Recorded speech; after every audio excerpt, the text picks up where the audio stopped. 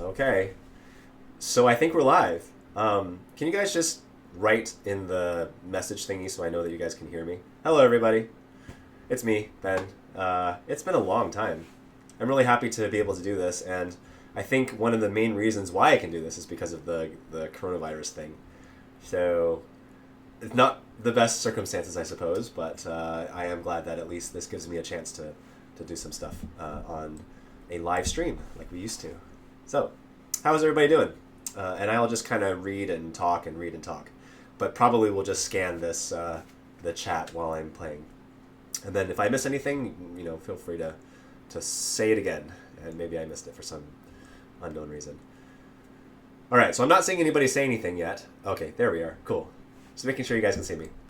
So, welcome. I don't really have a particular agenda. I thought we'd just let you guys drive what we talk about. I did want to start with a piece, Minuet 2, which is, I apologize, I'm just reading your names, so I don't know how to pronounce them properly, but Ludovic Beda, I'm going to assume. So you were asking about the very beginning of the Minuet 2 piece, which is in Suzuki Book 1. And, let's see, if you start off the piece like this,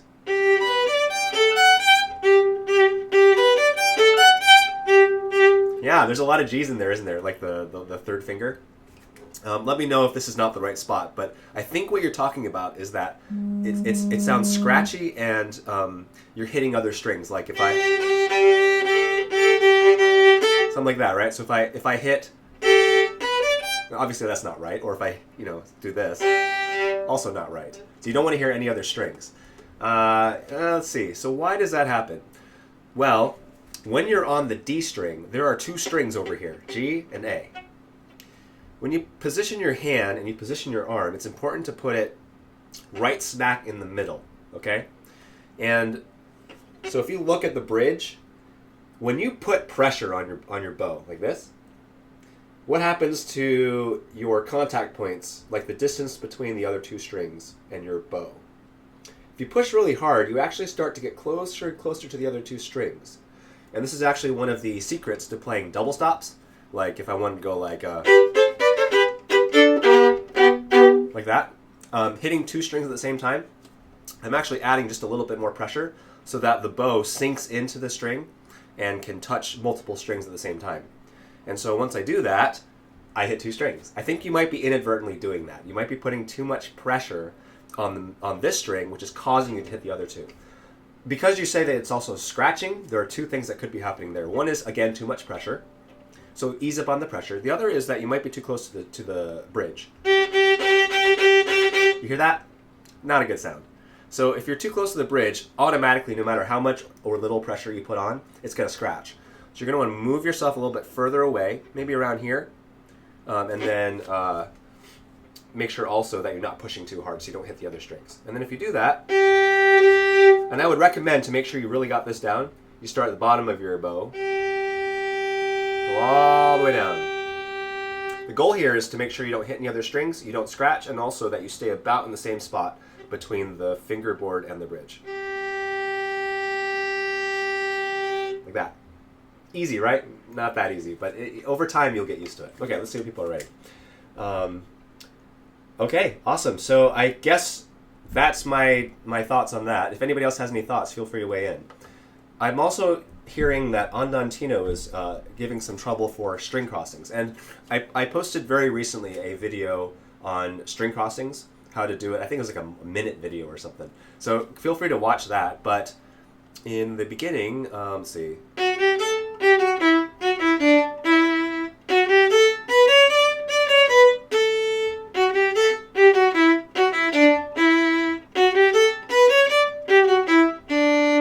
How that can be a little tricky, especially when you're going that first 6 notes. That is a little tricky.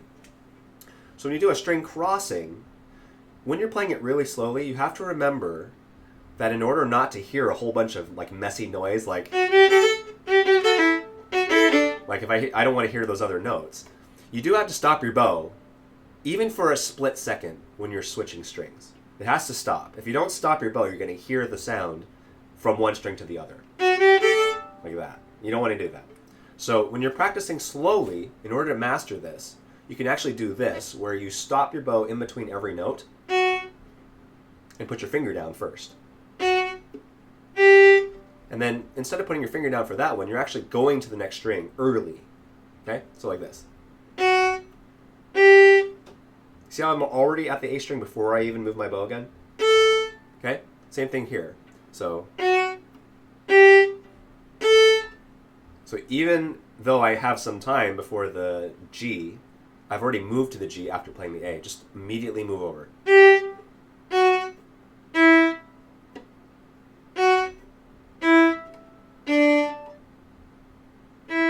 And in a way, I'm actually showing you two different techniques here. One is to put your finger down first, and the other one is to move your bow first. As long as those things happen first, before you move your bow again, you should actually be able to hear a very clean sound.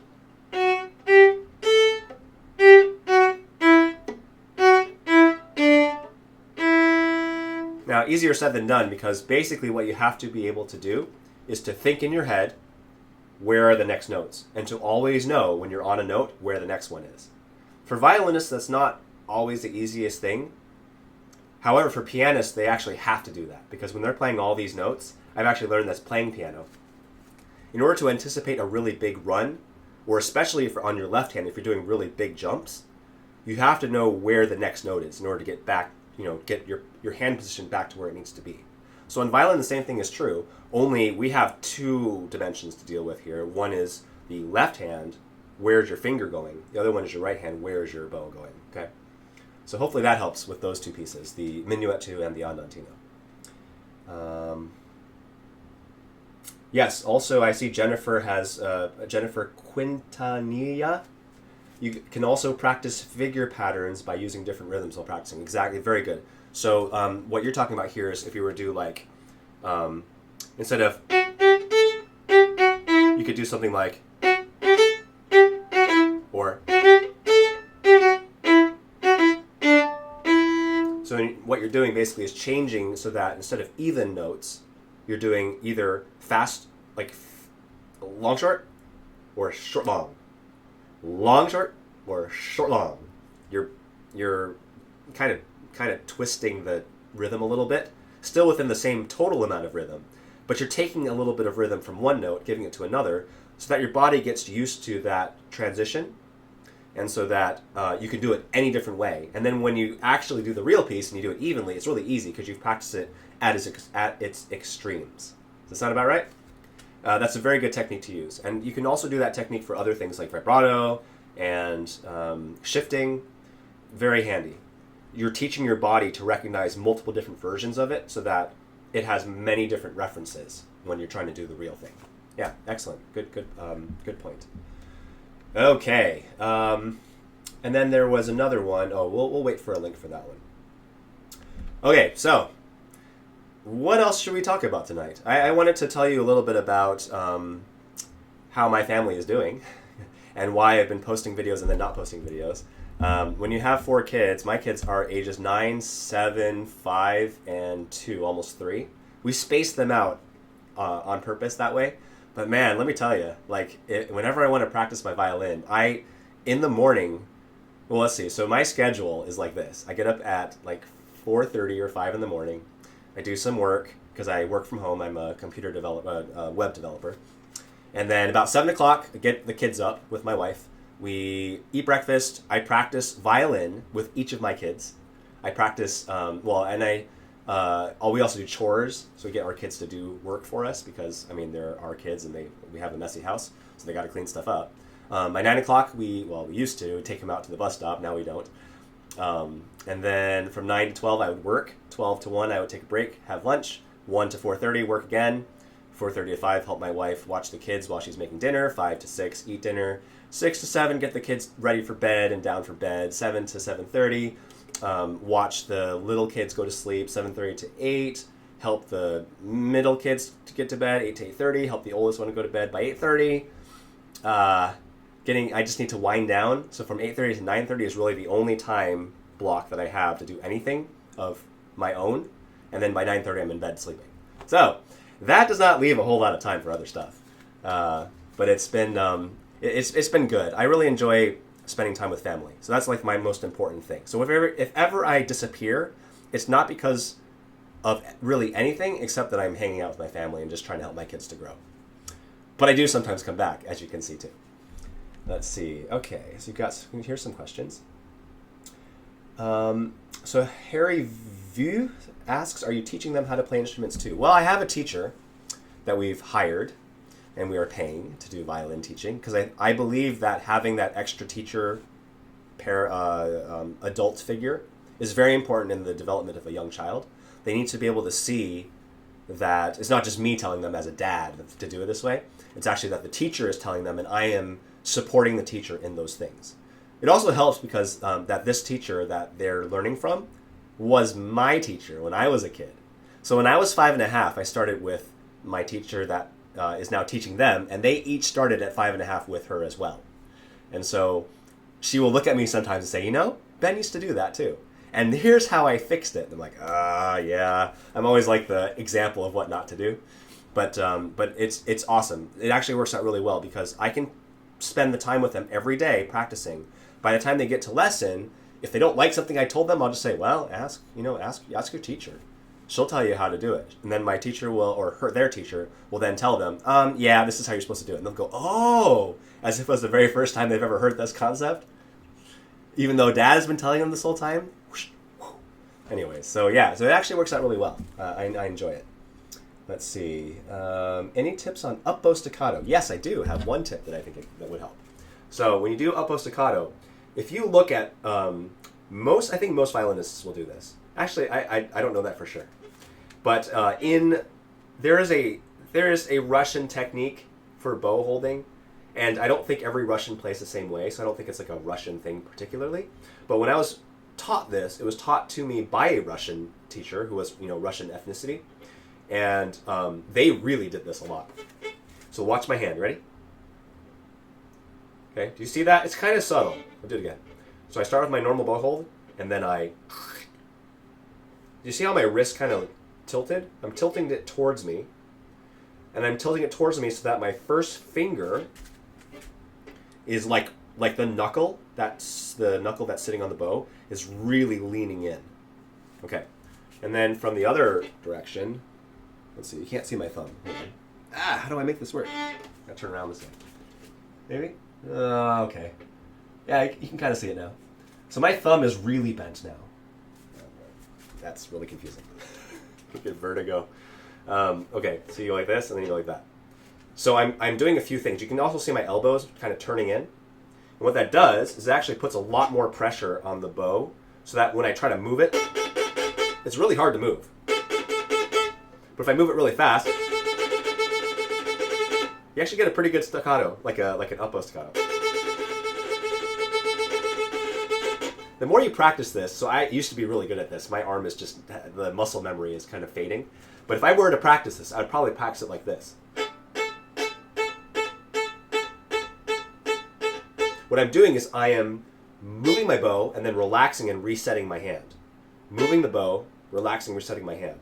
The real key to up bow staccato is having a relaxed hand and a kind of stiff wrist, but a relaxed hand. If you keep your hand relaxed and put the pressure on that first finger and then keep your wrist kind of locked and just kind of like, with your arm, just kind of nudge it along. The reason why your hand should be relaxed is so that the sound doesn't get choked.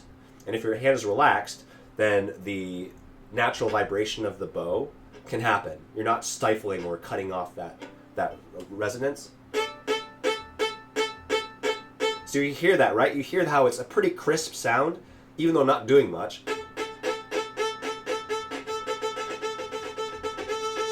And then over time, as you do that, you can train your hand to do it pretty well, pretty evenly. If you need more sound, just move your bow a little bit more. But you really have to practice those individual micro movements. Make sure they're really even. Make sure that your hand is relaxed. And then as you speed up gradually, then you'll be able to take it over.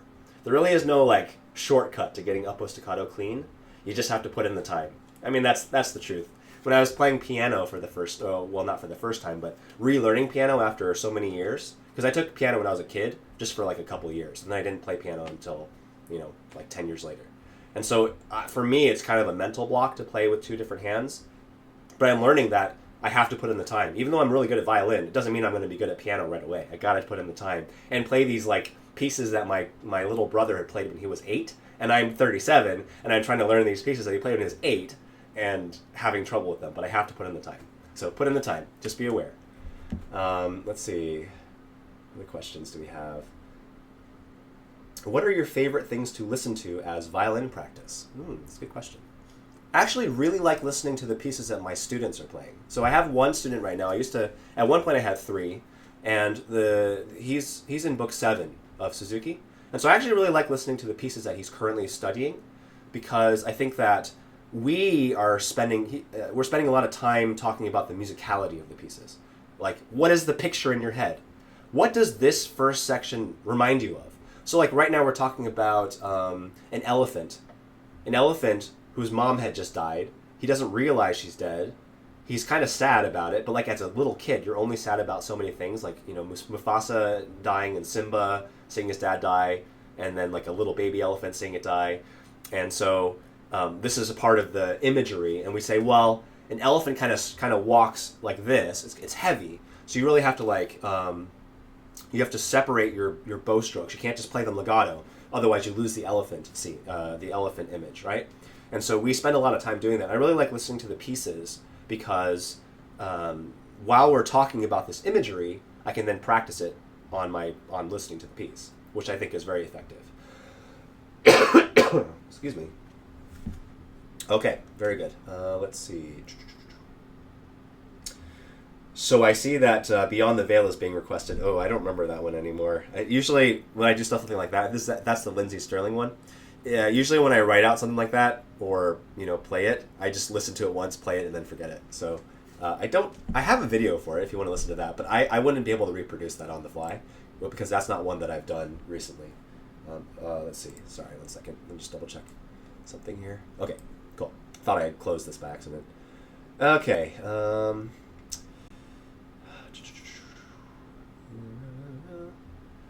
Okay, very good. So I think we're caught up now. I'm not seeing any new questions or anything. What if I pick something, and you guys can comment on this? So I'm thinking, okay, here we go. Here's a good comment. Any tips for adult violin beginners? My original instrument was harp, and I have trouble with pitch because it's like a piano. That's interesting. So even though you're learning how to position your fingers on the harp, you're not learning about the nuances of bending pitches, like just doing this, right? Vibrato and so forth. So the very first piece of advice as an adult learner is there's no shortcut. There is no shortcut.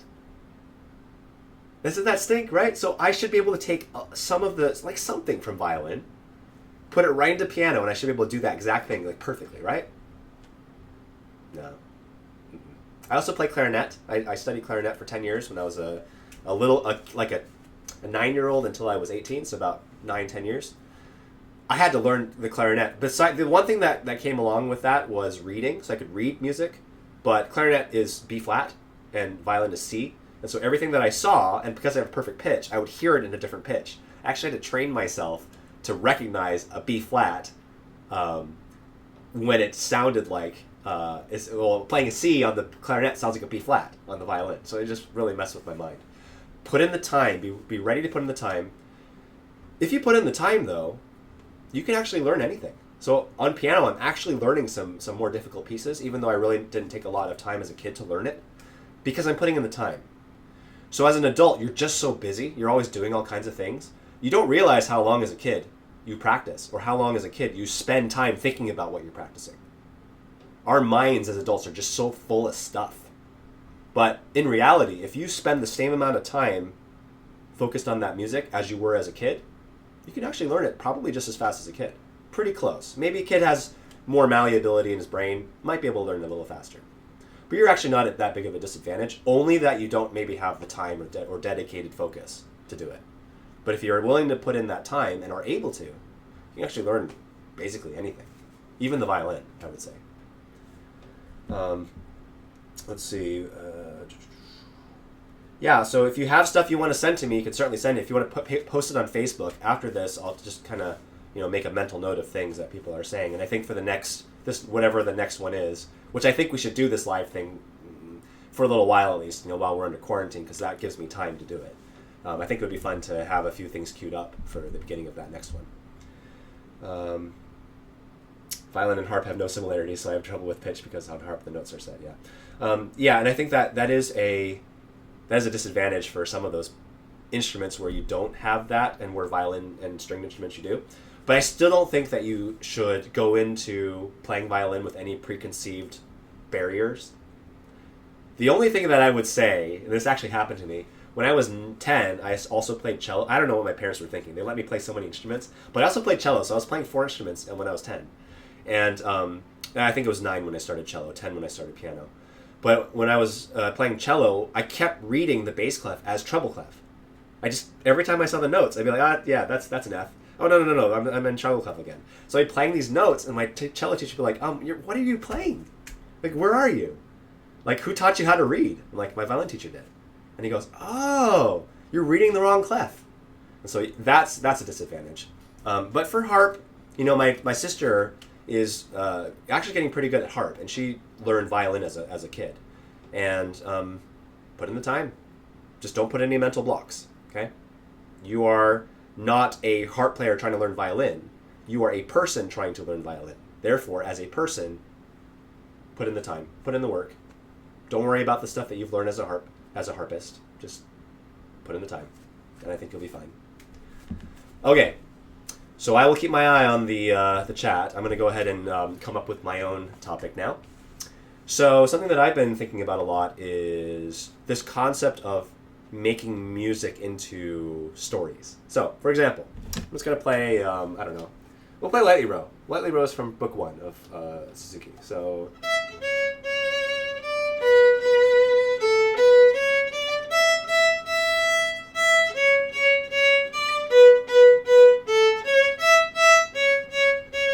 Now, would you agree... Actually, I should ask you the question first before I ask you to agree. So I think that Lightly Row can be played a whole bunch of different ways. So I could play it like that, Or I could play it like this.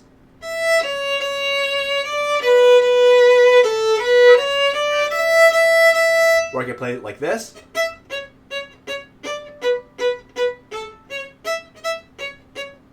I could even play it like this.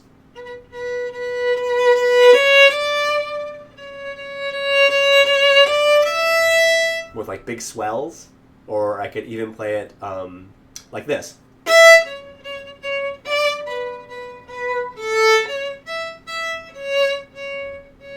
With just a huge emphasis on the first note and not really much on the others, right? There's a whole bunch of different ways to play this piece. So what dictates the way that we play it? Is it just that because Suzuki, the CD says play it this way, that you play it this way? Okay, maybe for an easy piece, a very simple piece like Lightly Row, maybe you do follow the Suzuki book. What if you get into I don't know, book? Let's see. Let's fast forward a little bit. Book 4. Is it book 4? Vivaldi. So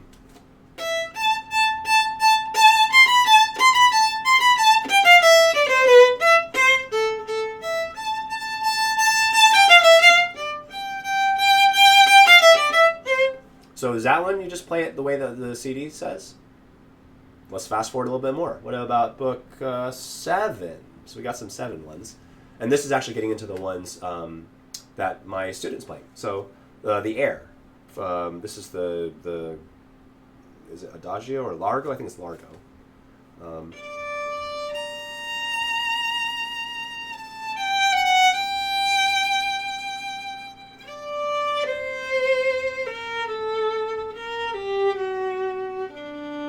Okay, that one is, there's so many ways to play that particular one. So how do you pick, right? Think about that. Think about that for a little while. Okay, can you play Brothers? Oh, like the Kyodai one?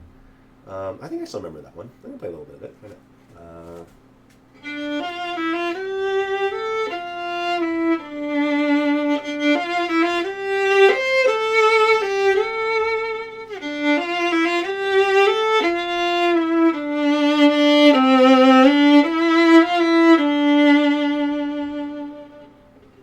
Let's see.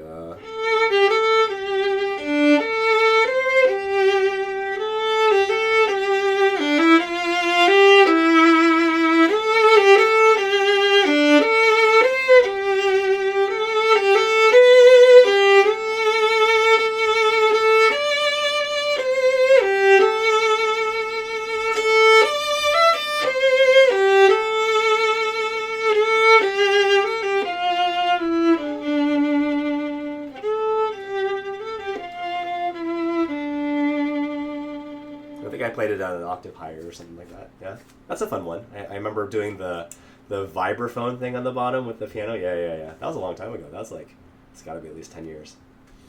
Nostalgic, maybe 12. Holy cow, it's 2020. Okay. Let's see, what else? What Paganini caprices are your kids playing? They are not playing any. That's a pretty easy answer for that one. Let's see, what else? What else? I think there was a request for Senna. What did I even play with the first...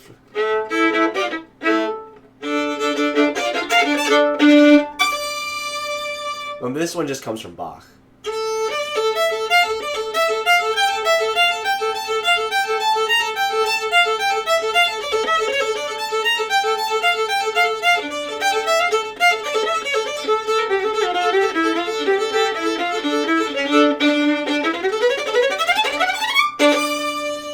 Something like that, right? So many finger things going on here. As you can see, not practicing kind of throws off your coordination after a while. But it'll come back. I'm not too worried. 24 or Chartist. Those are two pretty different pieces you're talking about here. We'll see. I mean, obviously, the very beginning.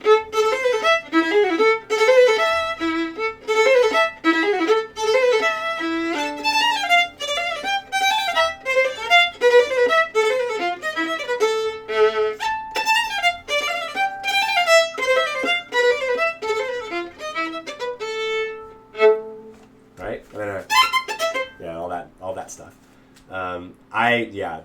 That particular caprice takes some time to practice. Oh, what else? Well, now you guys know how it sounds live and how maybe my videos sound awesome, but maybe it took me 9 or 10 tries. Maybe I was playing that one part and I was like, right? You don't get to see my outtakes because obviously I don't post those, but it doesn't always come out right. In fact, what was it? The Chun-Li one?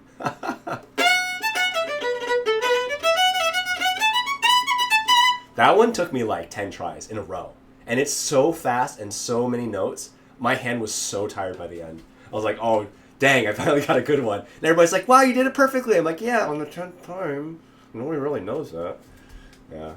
So awesome. Anyways, yeah. So I think I appreciate you guys saying that for a live performance. I think that is the most important thing to me, is how somebody plays live. And in fact, I will say, this may make some YouTubers mad, I will say that there are very few YouTubers that can do a live stream, like musicians. Because they're probably afraid they spend so much time making their videos perfect, they can't reproduce it in public. Like they couldn't play, the Kyodai thing. They couldn't just, play something and have it sound very similar to the quality of the video that they made. So that's something I think I can hang my hat on and say, yeah, most of the stuff that you see in my videos, I can reproduce, and I can reproduce it almost on cue. Maybe give me 24 hours, but I can do a lot of that stuff again. Okay, learning in Texas, we are also required to learn Orange Blossom Special. What do you think of fiddle music? Well, here's my honest answer to fiddle music. It is a technique that I cannot really do. I've tried. They have just this very fluid connectivity between their string crossings, and they don't do a whole lot of variation in their vibrato, I've noticed, at least for a lot of those pieces. Maybe there are some that do, but for a lot of pieces I don't hear that. And so there's a lot of very heavy, very complicated right hand technique going on, much more complicated than what I'm able to reproduce when I try to fiddle. The left hand seems to be a lot less of the emphasis. And so I like fiddling. I like fiddle music. I like listening to it. I don't really choose to go out of my way to listen to it. I kind of like playing it. I can't play it very well, and so I think at the end of the day I don't really like playing it because then I mess up. And for someone like me who's a perfectionist, I'm like, I should be able to do that. Again, fiddle is not exactly violin, meaning that the techniques are a little different, and so I just expect I can do it. And then I get frustrated when I can't because I didn't put in the time to learn the technique. I still haven't put in the time to learn the technique, by the way. So, yeah, that's what I think of fiddling. That's my very brutal, blunt, honest opinion of it. How do you practice a variation in the Tchaikovsky concerto right after the big orchestra tutti in the middle of the first movement? Oh, let's see, where is that? Let's see, where would that be? Let's see. Well, I guess I have to start. I don't know. I'm just got to. Oh yeah, so I love Tchaikovsky because the melody. I'm gonna play around with the melody right now. There's just so much you can do with it. Just watch, okay?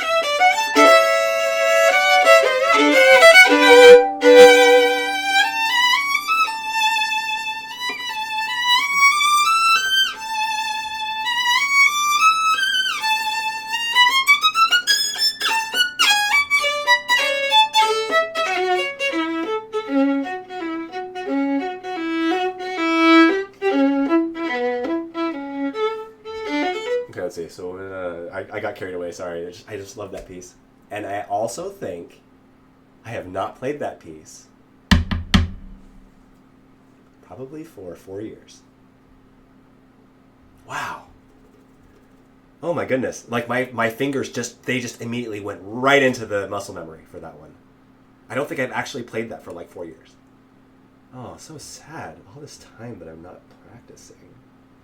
Thank you for recommending that one. I went right into that, not realizing how long it's been. Now my muscles just want to play everything, like the whole thing, the whole concerto. Let's do it. Just kidding. I'm not right now, but another time. I probably will do that in my next practice session, though. To be honest. Oh, I love that. Okay, what else we got here? Yeah, so the variation in the Tchaikovsky right after that.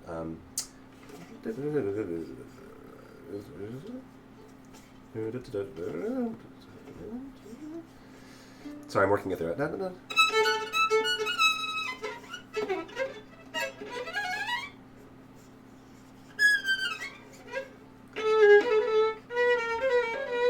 Well, okay. Yeah, I can't find it in my head right now because it's been so long. As you can see, I'm still trying to my mind's still trying to remember all of that.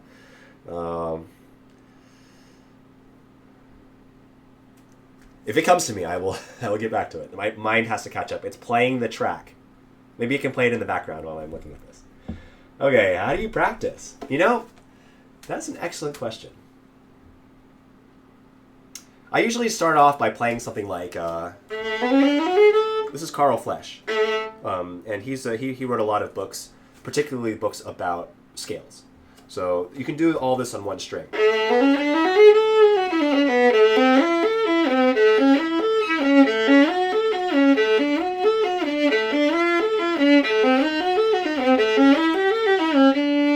Do you hear how all the different keys in that one A major scale? There's so many different ways you can play that. And by doing this, it's doing a few things. One is it's retraining my ear. It's like kind of getting my ear reattuned to all those different harmonies. You got one that's minor, one that's major, one that's slightly dissonant, one that is a little bit of a you have it augmented, you have diminished, you've got all kinds of other things going on, tritones, so forth. And so by doing that, it's reminding my ear of all these different things. And by the time you get to the end,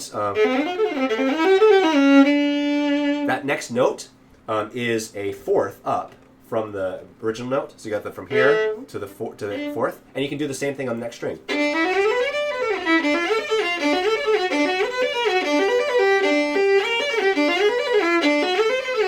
You end on the next fourth, and then you can do that. This one's harder though because you're way up here.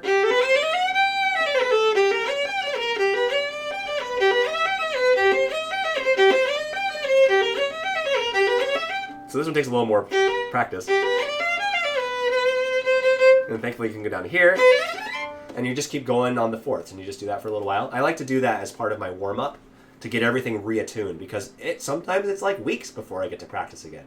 I really should find more time, but honestly, my life is just crazy. So I recommend doing that kind of thing, like scales that go through the circle of, well, in this case, it's going up by fourths. Or if you look at the other way, I guess you're going down by fifths. And so this retrains your ear. Another way that I practice, I just find a piece that I really like to do. The other day, I just picked up, what was it?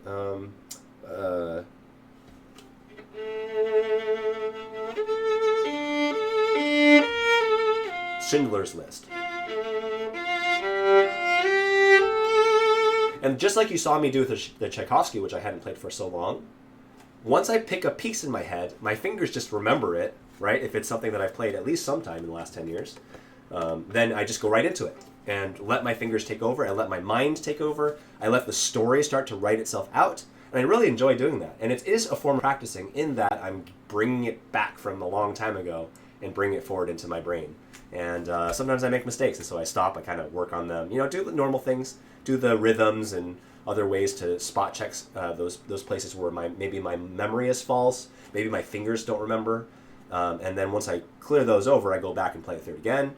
And now I've got that piece in the forefront, and I can play it for somebody else right away, pretty much. So, okay, let's see. How do you practice? Oh, wait, hold on. Okay. Test questions in the chat. Any fiddle recommend as an example? I don't really know what it is. Oh, I don't really do fiddle recommendation, like violin recommendations, not lately.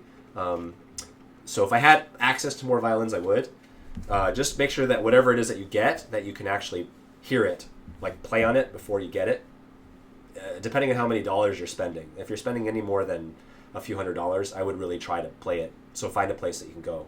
You really can't go right now, sorry, because of the coronavirus. But in a normal situation, you'd actually go and try it out. Am I into, practice left-hand pizzicato? That's a tricky one. Let's hang on to that one. I don't know if I can give a very good explanation for that yet, because that's not my best technique. You into jazz at all? Yeah, oh yeah. I love Gershwin. When I was playing clarinet, I played in the jazz band, and so I really liked Benny Goodman a lot. We listened to some of this stuff, and he did some really crazy stuff. So I like jazz. I don't usually just sit down and listen to music because I like playing my music. I like feeling the music, and so I'm not the type to just flip on the radio and listen.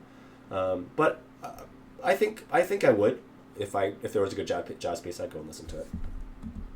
Let's see. So through my eyes. I learned violin as an adult. Started at 31. Oh wow. My advice is to find good teachers and attend the classes regularly. Yes, that is putting the time in. That is absolutely right. And thank you. I see your fan thing. Awesome. Right back at you for starting at 31 and putting in the time to learn. Excellent. Octaves in the Mendelssohn. Let's see. So Mendelssohn, just so everybody knows, Mendelssohn is the one that starts out.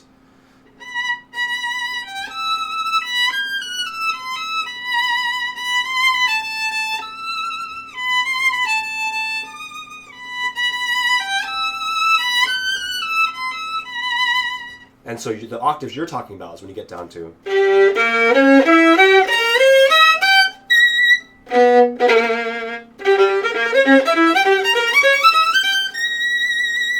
Right? So to do those, there's not really a very, very easy way to do this, but one way to do it is that if you know where each of your independent fingers go, so say, for example, I start here. Okay, can you see my fingers? Yes. And I know that my pinky goes here. Because I can do that, right? So I know it goes there. I also know independently that my other finger is supposed to go around here, so check it. Okay, so then if I have both these fingers down independently, now we figure out how does it sound if I were to play them just together. Not awesome. There's something a little wonky about that. Well, which one's off? So one way you can do it is by keeping one stationary and the other one move it either a little bit up or a little bit down. So I'm going to keep the bottom one stationary because I like that sound. I'm thinking this is maybe a little flat, so I'm going to try to scoot it up a little bit.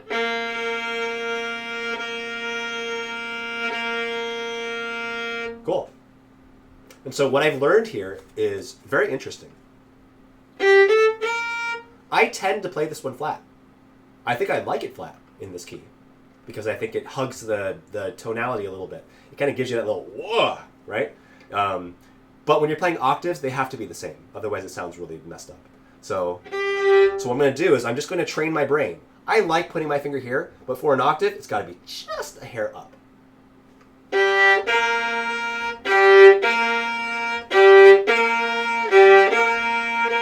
Give yourself positive affirmation. Every time you get it right, you go, that's it. I got it. Okay? For the ones that you don't get it right, you go, that's not right. Okay, so I'm going to do that. Yeah, that was close. I think now I'm getting a little high. Oh, affirmation. Good. Little off. Little off. I think this one maybe crept up a little bit. So I got to retune it.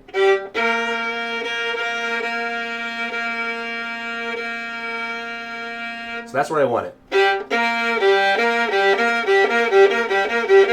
Now, you can also vibrate a little bit. Vibrate, so you have to wiggle this arm part, and then your fingers should be relaxed enough. My pinky used to be a lot better at this. I'm going to have to retrain my pinky to vibrate. Just a little bit of vibrato if you listen. If my fingers are really close, the vibrato almost instantly evens out the pitch, and it sounds perfect. Even if my finger's a little low. I can't tell. Right here, I can't tell.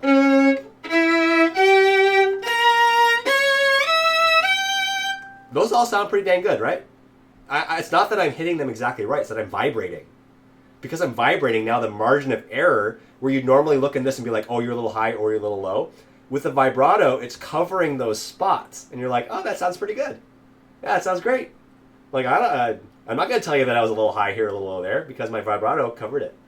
It sounded good, right? So, now, the E was not great. You still have to be within the margin of error. If you're not within the margin of error, you're just going to sound terrible. And of course, the last note has to be dead on because it's a note by itself. That one you can be a little bit more lax, but you still should practice it the same way and make sure that they're in tune.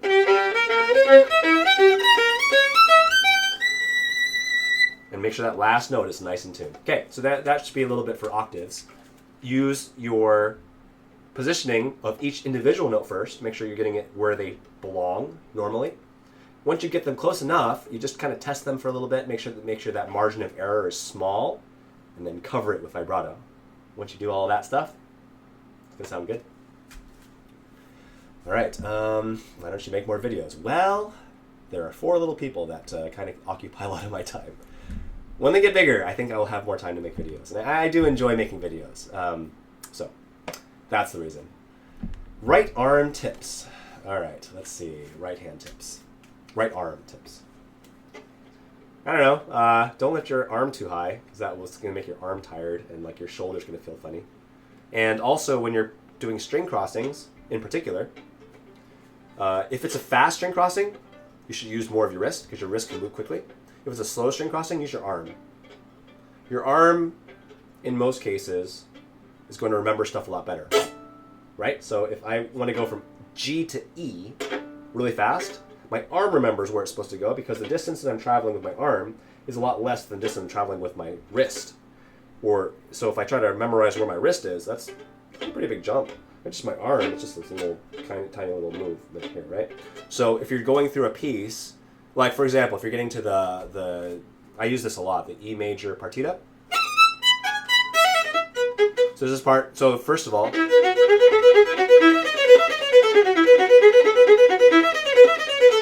all that stuff, you kind of keep your arm in between the 2 strings that you're alternating between. Keep it in between, then your wrist just kind of does a little bit of this. Keep it in there, right? But your arm is generally staying around there. Okay, now you get to this part.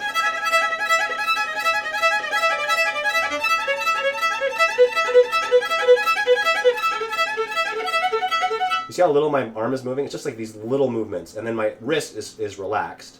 So then like it doesn't really make that, it's not that much effort for me.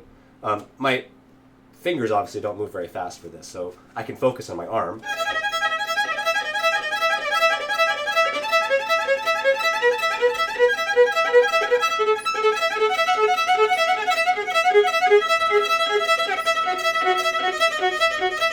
Right? Not that hard.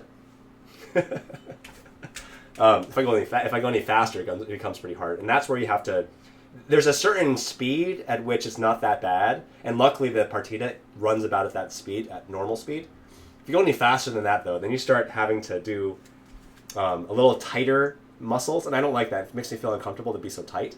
But I did something like, let's see, if I was just insane, let's see,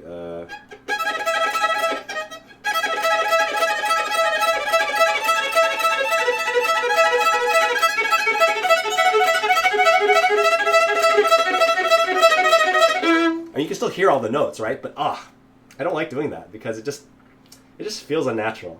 So, like, and as an audience, you probably can't really hear every note, can you? Like, as a performer, we hear all the notes.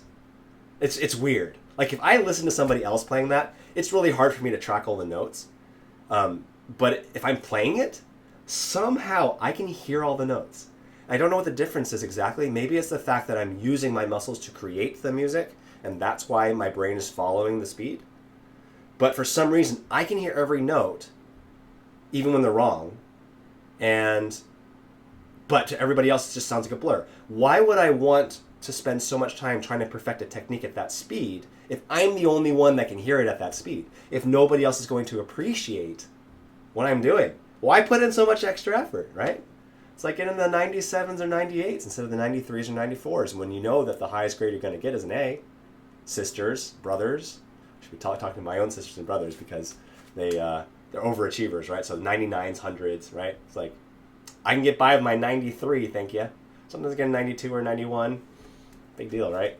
I don't know. Anyways, sorry, side note. All right, that was like a tangent. Yeah, so I don't really like doing, I personally find a little bit of joy in playing that fast just because I think it's kind of cool. But nobody can, nobody can hear it. So in like a performance setting, you wouldn't do that. Okay. Enough said about the right arm. I think there's a lot of stuff we could say about it, but hopefully there's something you can get out of that. All right, let's see. Holy cow, has it already been 50 minutes? Oh, I was planning on doing it for 30. Okay, this happens every time. Let's go for another 10, I think. And I'm sure it's going to go in the blur. Okay.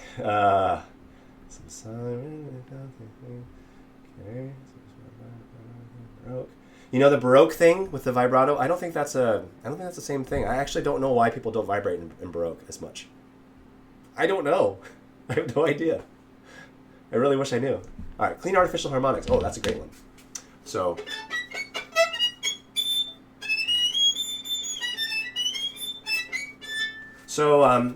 the trick to clean harmonics is to make sure that your first finger is solidly down, as if you're just going to play like a normal note, and then your fourth finger comes down flat. Okay, so a lot of people are going to come down curved. I like to come down flat because it's adding extra padding, and because I have more coverage of the string, and you do it really lightly like this.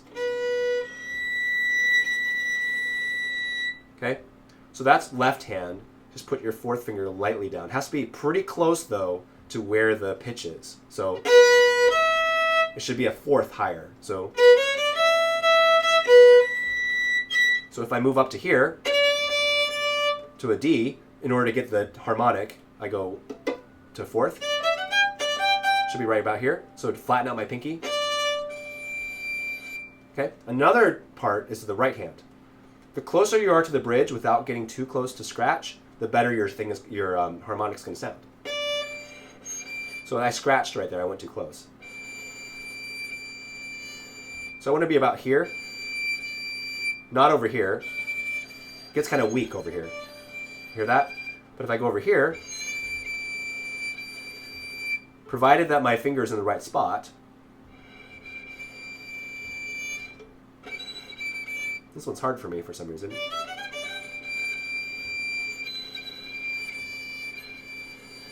That's interesting. Let's say I get a clean one here, same fingerings. You may want to also check your string. It's possible my string's getting a little false there. Yeah, that's not great. Because this one's clean. Don't know. I mean, but I think that's the technique behind it. Why I can't get that particular one to play, I'm not sure. Don't know, but hopefully that will help. Let's see. I'm currently working on arranging Mendelssohn violin concerto for classical guitar. Oh, that's cool. That'd be awesome to hear. Yes, we are. We're just talking about violin stuff. We were talking about violin stuff for like more than almost double the time that I thought we were going to. Just so much fun. Okay, hope you guys are having fun like I am. Yes, and thank you. I do very much appreciate those of you who have been watching my channel and participating in the channel for so long. Like, I do recognize a lot of your names now, and I think it's cool that I can still remember some of your names after all this time. I think it's great. It's also cool that some of you have aged like 11 or 12 years. You have literally gone from middle school to adult in the time that I've been doing this channel. That's crazy to me.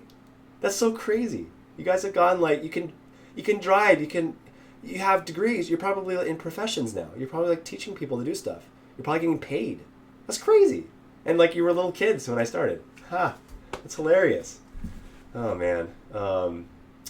You know, I loved Bleach until they did the end of Bleach. You know, where it ends with he lost his powers because he did the thing. You know, where he used up all of his powers, and then he's trying to learn this other power thing, and then they just stopped. So I didn't really like that. But I did like Bleach all the way up to that point. And I did like the music from Bleach as well. I really liked the Hueco Mundo. I think that was a cool concept. The dun dun dun dun dun dun dun dun dun dun dun dun dun dun dun. Right? I like that. And I also really liked the Bankai thing. Although I thought when they got into the resurrection stuff, I think it went a little too far. But I like the Bankai. That concept was cool to me. Very, very cool. Let's see, what else? Fiddle music helps right arm. I did not know that. That is good. That is good to know. I mean, I kind of knew that, but obviously I don't practice that. I don't go play fiddle music to make my arm better, but that's actually a good point. I didn't really think about that. Okay, bow hold. How do you feel the bow in your hands, or is it so relaxed that you almost don't feel it? At this point, once you get your bow to a certain comfort level, like I tell my daughters to always hold it like this, like with the huggers all the way down here. I teach them that. In fact, if they watch this video, they're going to be like, hey, how come you're not putting your fingers down there? Well, I do like it where my fingers just feel so relaxed, I just forget that they're even there. So like, you know, when I was playing the Tchaikovsky earlier, I just...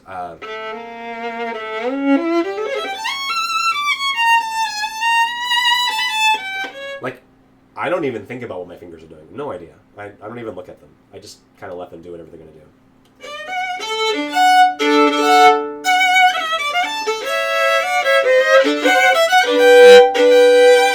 But you can kind of see what they're doing, right? They're very fluid. They just, you know, when I move my bow up like this, you can just see them kind of react. They're just reacting. They're not like trying to grip anything. They're just reacting. That's all they're doing. So like if I do this, for example, they're just reacting.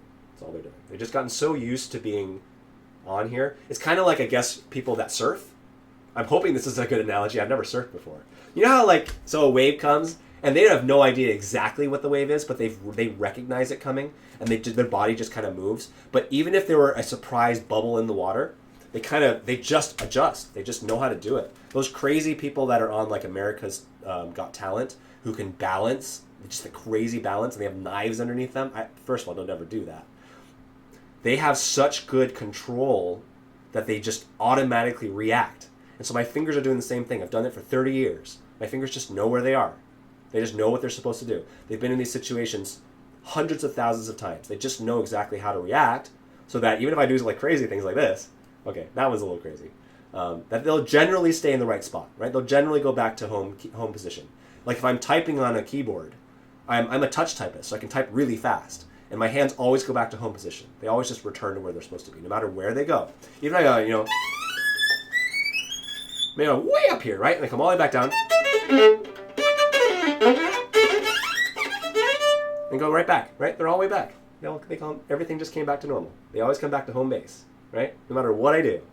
And I think that's an important concept to get clear, is that the more you can be centered around home, coming back to home, then you know that no matter where you go, you're always going to return back to that same position.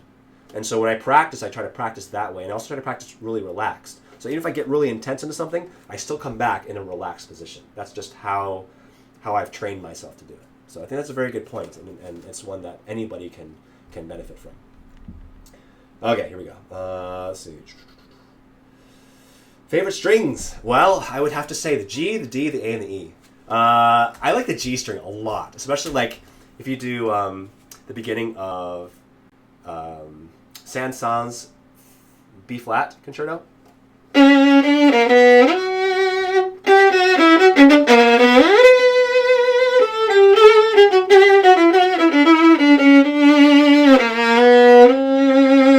That's such a deep tone.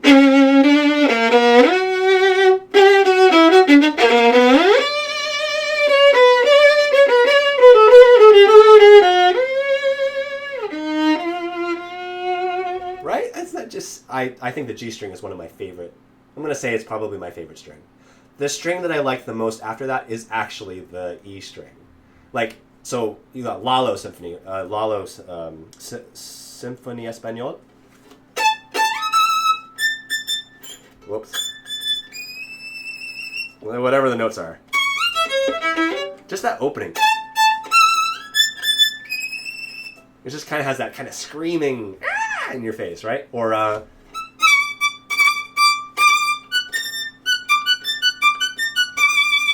just this brilliant sound. And you can also, I mean, if you think about the opening of Mendelssohn,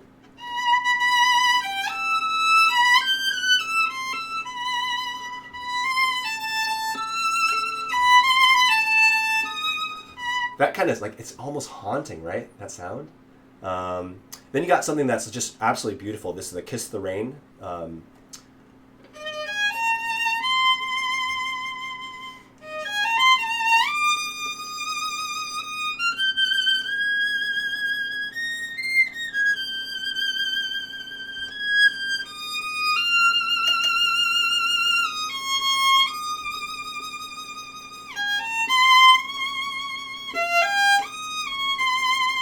That's also one I haven't played for a very long time.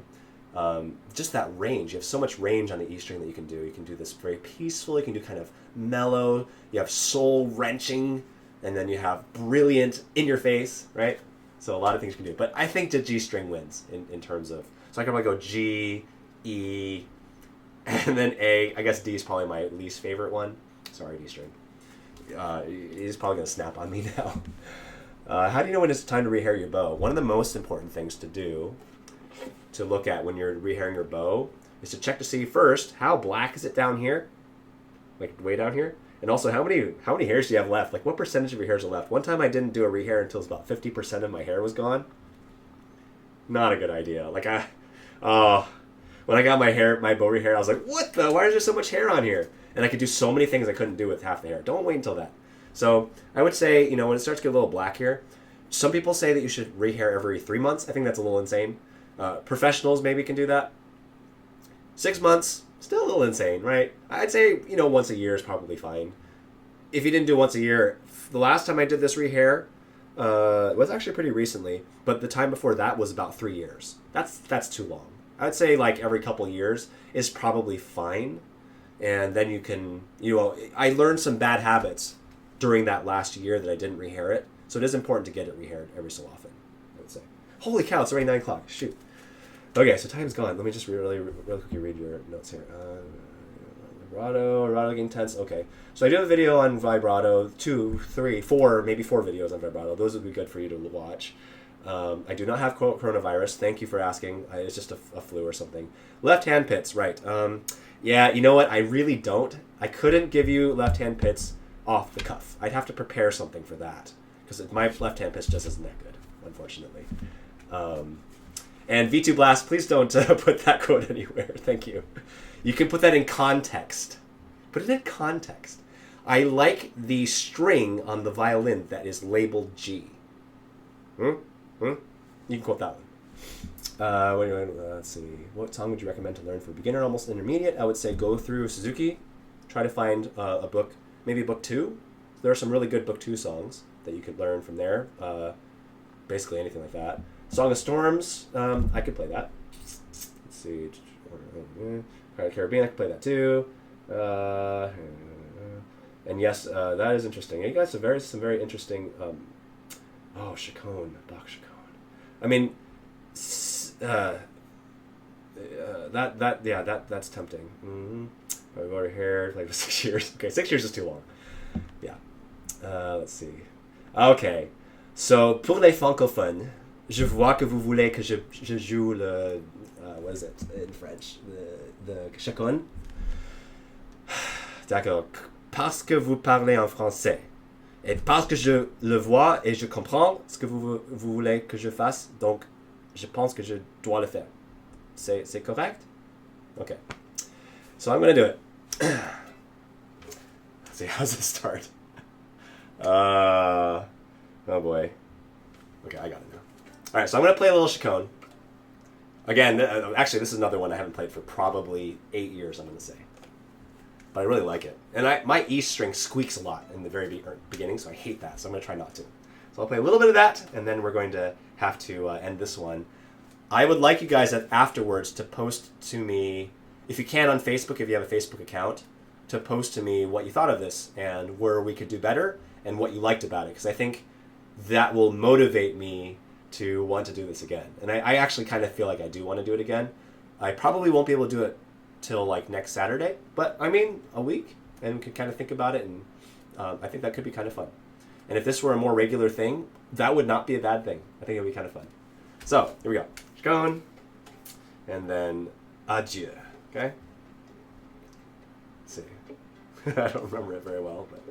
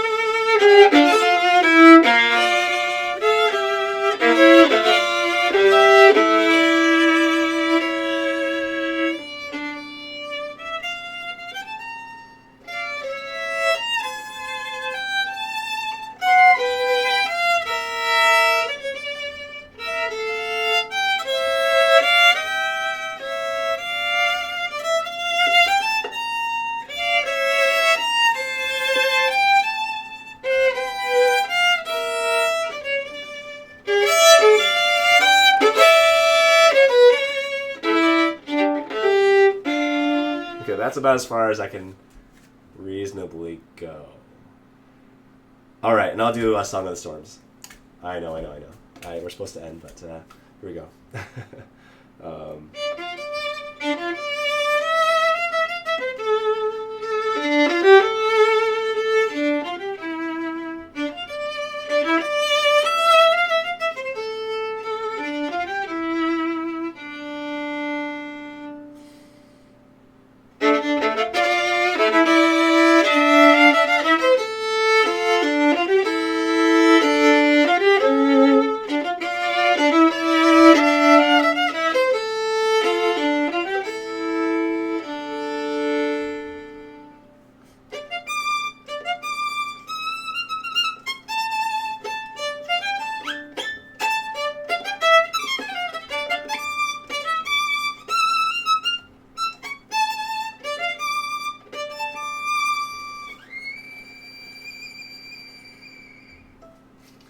All right, well, thanks everybody for coming.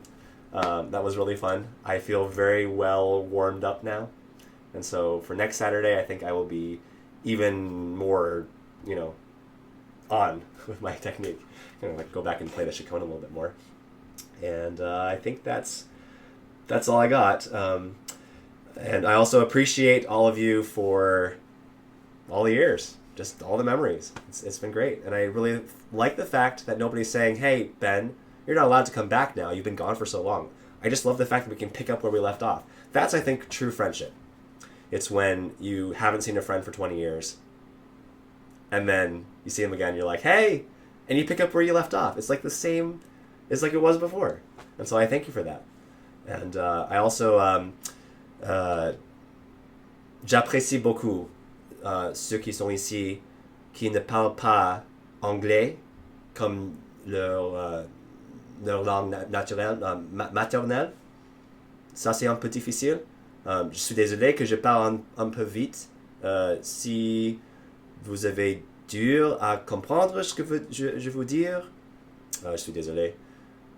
S'il y a des moyens de traduire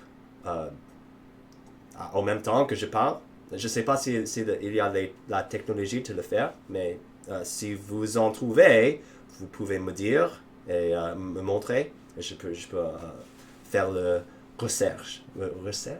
Research? Je sais pas. Bon, merci beaucoup. Thanks very much. And I will get my voice back too. It's still a little crackly, but at least it does not translate into my violin playing too much, right? All right. Okay, so you guys, I'll post again this week. I'll probably post a bit. To be perfectly honest, I would love to just talk to you guys on Facebook, just kind of pass back and forth a little bit this week, because literally we are stuck at home. Literally, you guys are probably also stuck at home. We might as well have some fun conversations while we're locked down. Okay, take care. Make sure you guys stay away from people. This is a very serious thing, and I hope you guys can have access to food and to water and to your friends by technology. Take care of yourselves, okay? All right, take care, everybody. Bye-bye.